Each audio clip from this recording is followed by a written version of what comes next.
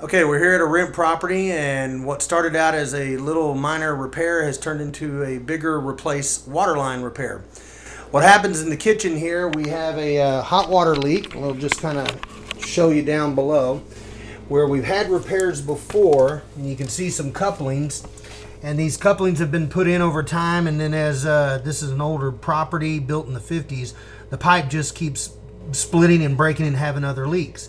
So we're going to tie on right here with some of that flex hose. You see the red and blue and white color hoses that they use in new construction, because it'll be above the ground but under the subfloor. Well, this stuff can expand and handle freezing temperatures really nice, and we'll run this, and what we'll do is we'll run it, and I'll get a little here of Charles, who normally does a lot of maintenance, now becoming the plumber. And as we go forward, I'll give this camera back to my daughter.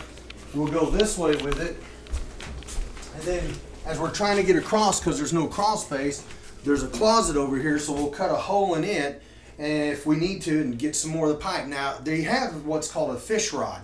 Fish rods are metal rods where you can just tape it, and you can tape the hose to it and just kind of push it across underneath to get to where we're aiming for, which is over here.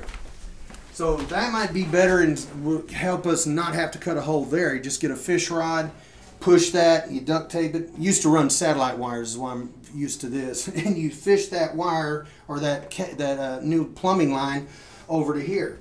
Now once you get in here, we've got a brand new water heater, and this was the original job that came out to do it. Now, to get here is going to be tough if we can't get through a crawl space hole over here.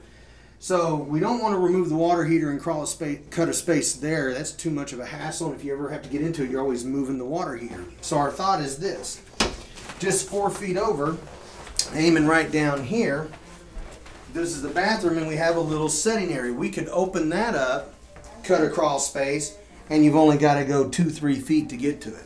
So that's a better way to repair this problem. The key is this: if you're going to have a continuing problem, and we've had this, I think this is probably the 4th or 5th time we've had someone over the last 5 to 8 years have to repair a line. This time we'll just solve it by completely replacing that line. And it's on the hot water side. So if you had to go with copper, you could. The problem is it's hard to get the copper underneath. You'd have to go outside, open up one of your ventilation areas, shove your pipe through, but it's easy to push again. But basically a fish rod with the flexible hose is more maneuverable in getting it over here. So that's pretty much it. They're going to have to open this up. Hopefully that's the only opening they have to do, and better than that, if they can get in at the one that's 4 feet that way and crawl the 8 to 10 feet, that's even better. And of course, when I've done foundation work, we've had some crews where we get some guys in there that are pretty skinny, and they literally dig little trails going across, and as they dig the dirt, the guy behind them's lifting up the foundation. So, you know, older houses, those are some of the things you got to look at. So join us for other tips on my website, jimmyreed.net. That's JIMMYREED.net.